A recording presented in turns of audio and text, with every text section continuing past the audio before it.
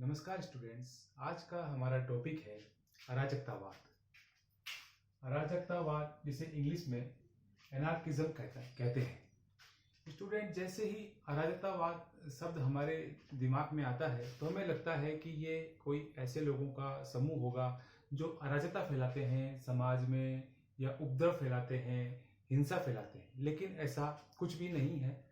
अराजकतावाद का जो सिद्धांत है वह राजनीति में एक ऐसा सिद्धांत है जो राज्य का प्रबल विरोध करता है। इसका ये मानना है कि राज्य एक अनावश्यक बुराई है और इसका अस्तित्व मनुष्य के लिए नुकसानदायक ही है। उनका ये मानना है कि ये सिद्धांत एक ऐसे राज्य विहीन और वर्ग विहीन समाज की स्थापना पर बल देता है जहां राज्य का कोई अस्तित्व नहीं है। जैसा कि इसके नाम से ही ध्यान पड़ रहा है कि जो अराजकता है ये यूनानी भाषा के शब्द अनार्किया से लिया गया है।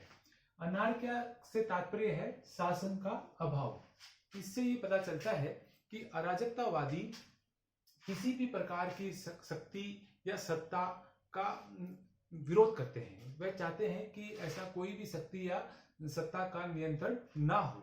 वह उन लोगों का ये मानना है कि समाज के जो ऐच्छिक संगठन है वह संगठन और व्यक्ति मिलकर एक ऐसे आदर्श समाज की स्थापना कर सकते हैं जहां राज्य की या उसकी शक्तियों की कोई आवश्यकता नहीं है। अब हम इसके जो कुछ प्रमुख विचारकों के बारे में बताते हैं कि जो उसके प्रमुख विचारक हैं उनमें पहले है विलियम गॉडविन, उसके बाद है बाकुनिन, फिर है प्रूंदो, फिर है क्रोपाटकिन जिन्हें प्रिंस क्रोपाटकिन भी कहा जाता है, फिर है थॉमस हाजस्किन, लियो टॉल्स्टॉय और महात्मा गांधी। महात्मा गांधी भी अराजकतावादी हैं, लेकिन वे दार्शनिक अराजकतावादी कहलाते हैं क्योंकि वह भी राज्य का विरोध करते हैं, लेकिन इसके साथ ही वे किसी प्रकार की हिंसा का विरोध करते हैं। इसलिए महात्मा गांधी जी को दार्शनिक अराजकतावादी कहा जाता है।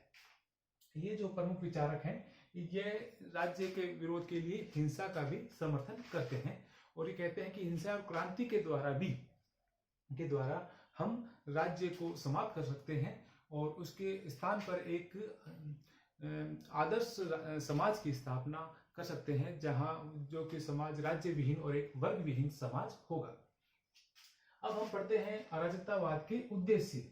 जो अराजकतावाद का, जैसे मैंने आपको पहले बताया, जो सबसे प्रमुख उद्देश्य है वह है राज्य का विरोध करना।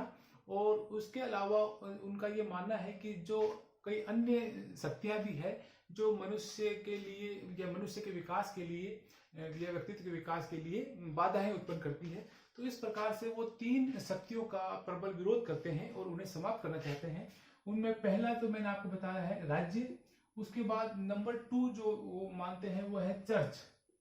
उनको लगता है कि ये जो चर्च है ये भी व्यक्ति के ऊपर अत्यधिक नियंत्रण रखता है, जिसके कारण व्यक्ति है वह अंधविश्वास में पड़ जाता है और अपने बुद्धि और विवेक का प्रयोग नहीं कर पाता और अपने विचारों को प्रकट इतना ढंग से नहीं कर पाता। तो उन्हें लगता है कि चर्च भी है जो मनुष्यों के प्रगतिशील विचारों के लिए एक बड़ी बाधा है। इस कारण से वह चर्च का भी अत्यधिक विरोध करते हैं। और तीसरा है पूंजीवादी व्यवस्था। अराजकतावादियों का ये मानना है कि जो पूंजीवादी व्यवस्था है ये पूरी तरह से शोषण पर आधारित है और ये केवल श्रमिकों का और मजदूरों का शोषण करती है। यह असमानता पर आधारित है।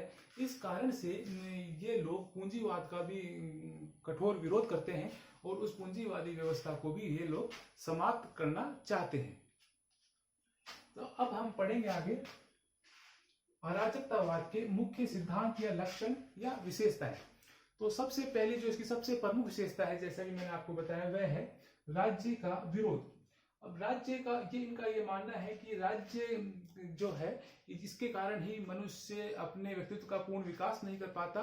राज्य है ये व्यक्ति पर अत्यधिक नियंत्रण रखता है, जिसके कारण से व्यक्ति है अपने न तो विचारों को ढंग से प्रकट कर पाता है, न ही अपनी स्वतंत्रता का उपयोग कर पाता है, और न ही वह जीवन में कुछ आगे अपने विचारों को प्रकट कर पाता है। इस कारण से है ये लोग राज्य का अत्यधिक विरोध करते हैं, राज्य को एक आवश्यक बुराई मानते हैं। और उन्होंने इन अराजकतावादियों ने राज्य का अनेक पॉइंटों के माध्यम से इसका विरोध किया है, अनेक उन्होंने बताए, इसके कारण बताए हैं। तो पहला कारण यह है कि जैसे इन्होंने ऐतिहासिक दृष्टि से भी राज्य का विरोध किया है।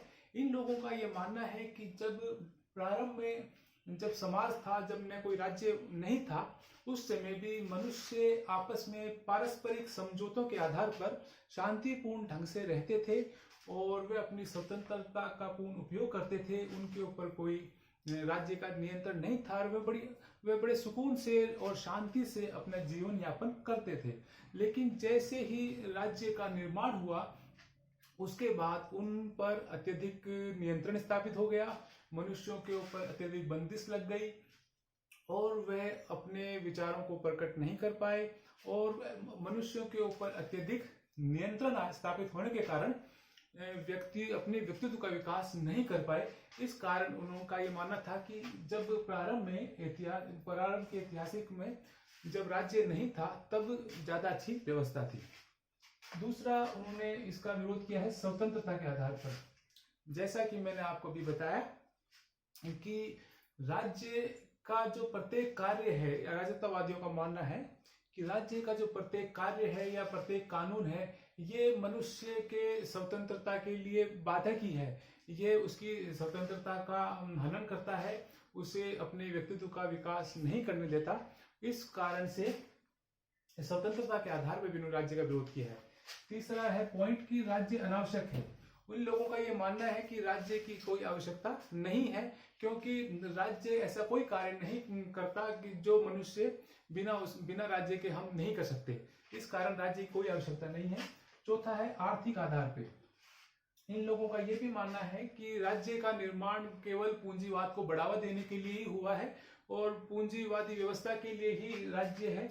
इसलिए ये लोग राज्य का आर्थिक आधार पे भी बहुत अधिक विरोध करते हैं। पांचवा और लास्ट पॉइंट है कि राज्य ने ऐसा कोई उत्तम कार्य नहीं किया है कि जिसके लिए इसका अस्तित्व हो। इस कारण से ये लोग इस कारण से भी राज्य का विरोध करते हैं कि राज्य की ऐसी कोई बड़ी उपयोगिता नहीं है। इसके जो बाकी पॉइंट है वो हम नेक्स्ट वीडियो में आपको बताएंगे। Thank you.